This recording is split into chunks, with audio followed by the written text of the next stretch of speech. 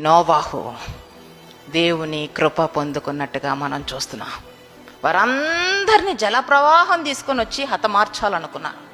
మనుషులందరూ దేవుని దృష్టికి అవివేకులుగా, అజ్ఞానులుగా, చెడుతనమును కలిగి జీవిస్తున్నప్పుడు దేవుడు నోవాహును చూస్తున్నాడు.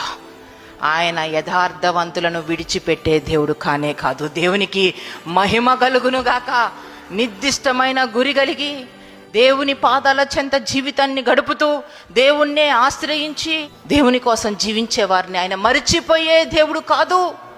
భయంకరమైన ప్రళయంలో కూడా, భయంకరమైన ఉగ్రత దినంలో కూడా ఆయన నోవాహును జ్ఞాపకం చేసుకుంటున్నాడు. దేవునికి మహిమ కలుగును గాక. మన జీవితాల్లో కూడా ఒక నిర్దిష్టమైన గురి కలిగి, ప్రభు కోసం జీవించాలనే ఆసక్తి కలిగి, ప్రభు వైపే చూస్తూ మనం ముందుకు సాగినట్లయితే అపాయకరమైన రోజులు ఎదుర్కోబోతున్నాం, అంత్య దినాలను ఎదుర్కోబోతున్నాం.